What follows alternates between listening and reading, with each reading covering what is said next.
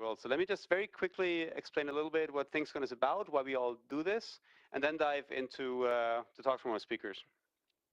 So we're a community that has set this mission statement. We want to foster the creation of a human-centric and responsible Internet of Things. These are things we really care about, and we're going to go a little bit into how we want to do this and what it exactly means for us in a minute. So you're going to see that slide again. I'm going to repeat that sentence over and over again because it's really important.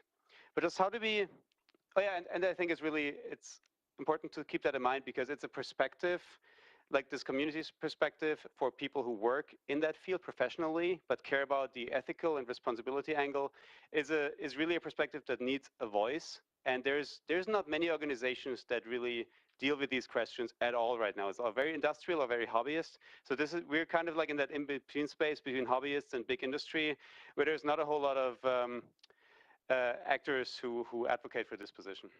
So we started out with a small conference in Berlin, and then our friends in Amsterdam very quickly also organized an event. That was in 2014. And that really started because we simply didn't know where we could find like-minded people in that space who cared about these issues. And so it was very event-driven.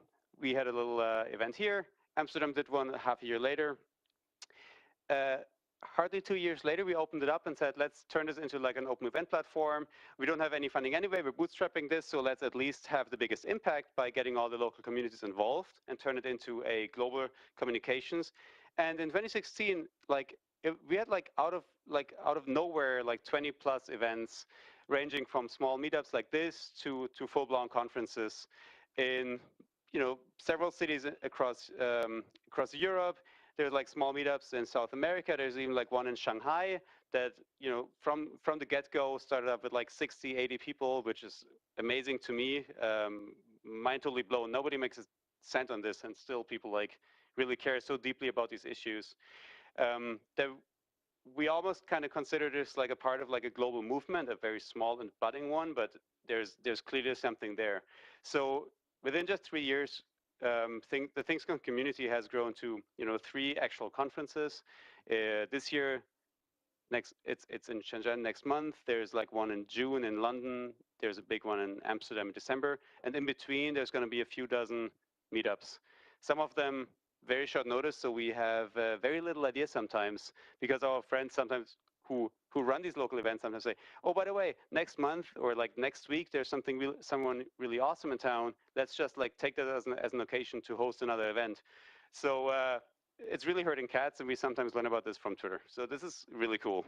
To me it is. So just some of the cities we know this year is going to be Amsterdam, Milan, Shanghai, Los Angeles, Berlin, Cologne, Shenzhen, and we expect probably another half dozen cities or so, but honestly, we don't know yet, and that's really cool to me. We have a very simple theory of change, and that is that you can change the world by making better day-to-day decisions. It's not about a big philosophy. It's every small decision that a designer, developer, entrepreneur makes in the day-to-day. And cumulatively, over time, if enough people just make a tiny bit better decisions, that has a huge leverage, right? Because a lot of especially product designers and developers, they have a lot of autonomy in their day-to-day decisions because the briefings often, as many of you know, who here works on connected products or services? That's quite a few hands. You know that the briefings are often awfully vague. Oftentimes, your bosses or whoever sends you the briefings are clients. Just want, a cool smartwatch or something. They don't really think this through to the end, but you can, and you can implement it, and you can use that autonomy to make just better decisions and lead to a major change over time. So over a long view, you can either really, you can cut the corners and it's going to be bad over time, or you can just take that one extra step and make smart choices and implement good data practices, and you can really have an impact. And we always talk about having a social impact in our lives. This is the way. It's very simple, day to day, make a little bit better decisions. And so that's why we try to create this community and host this community really. And this is a statement: ThingsCon fosters the creation of a human-centric and responsible IoT.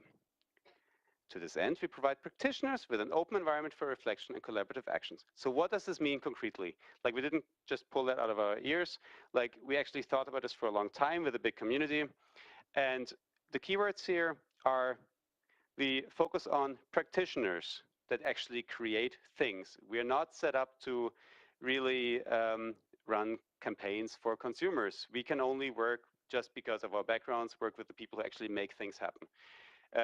Human-centric as opposed to big industrial IoT, which in Germany is huge, but it's just not what we're going to focus on. A responsible IoT means we take a long view. We want to advocate for good data practices and that kind of stuff. So, and that's like a vague term, and it means different things in different contexts. We're fully aware of that. We don't want to be too prescriptive there, because depending on your cultural background and where you live and what you work in, this can mean a million different things. But we do think, as a designer, developer, entrepreneur, you have the responsibility for the things you put into the world. And this is kind of like the lower part here is like kind of the formats we choose, right? And how we approach these. So again, practitioners with an open environment. We provide practitioners with an open environment for reflection. That means open. We really focus on inclusivity and diversity. I think is really important, especially in tech, especially since a lot of tech is dominated by Silicon Valley. There's more. There's all of Africa, all of Asia. There's like huge differences in the needs and requirements on all kinds of levels, and we think it's important to keep that in mind and not just like try a one-size-fits-all solution, like currently it's done in most smart home projects, for example, and that's usually a bad idea. Reflection is the part where we meet up. It's really important for people to meet up and have one-on-one exchanges. So we do these events that are kind of form the backbone of this community. And so many people came up to us and said, when we ran this the first time, I finally know that there is a tribe that I belong to that I didn't know about, and where we can talk about all the things we learned, all the things that didn't work, all the things we might be able to do better.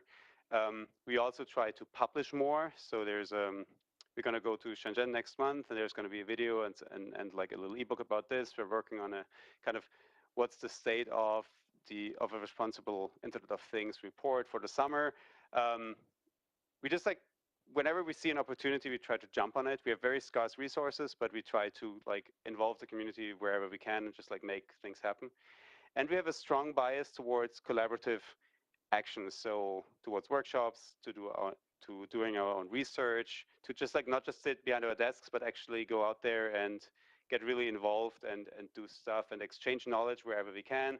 We very much focus on partnerships with all kinds of organizations, because we're like 3.5 people doing part-time work here, subsidizing this with our jobs.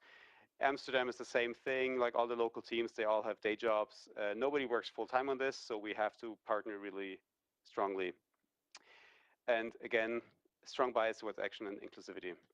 And so we got a few of our like most active local organizers together for a little retreat outside of Berlin earlier, actually last year, and said, what besides events is there that you want to do that you think might help promote that vision? And a few things came up. So one is, and these are all projects that we just, or programs that we're just starting to implement, very exploratory stage. So we don't know yet what's going to work. We're going to experiment and keep tweaking until it works. Labs is an initiative by Andrea Krajewski, who's a professor in Darmstadt, who said, hey, we do academic research into IoT. We know a lot of the other people like in this room also do that. There's also people who run innovation labs. There's not really an official way to collaborate and swap out notes. If we do it through our official letterheads, it's too political. There's too much bureaucracy involved. Can you help us just host that conversation in a kind of safe space where nobody gets in trouble? And that's something we can totally do. We are like apolitical. We are not a threat to anyone. We can totally host that conversation and help people, swap out all the research findings if they research IoT from a social science perspective or a technology perspective or a business perspective. And so we try to just broker these conversations. We're looking to see if we can do more advocacy, which means, and we haven't figured out how to do this best yet. We are starting to talk to consumer rights organizations to help them navigate that really complicated field that they're not really set up to deal with. IoT is really tricky on so many levels because of software updatability and all these things. Also talk to policymakers, all of whom are really interested in this and don't really know how to tackle it, right? And so we're just like trying to reach out to as many as we can. And if anyone like knocks on our door, we try to be there and be helpful. We try to do our own research. Part of that is kind of desk research and just like having lots of conversations. Part of it is we go into Shenzhen with like a big group of people next month, where David Lee, who is here somewhere back in the corner, is kindly hosting not just a big ThingsCon event, but he's also our local host to get all these people from Europe introduced to local design houses, take us on factory tours, see the maker spaces, and this kind of like, we learn, everybody there learns a lot, and you build the bridges as you go along.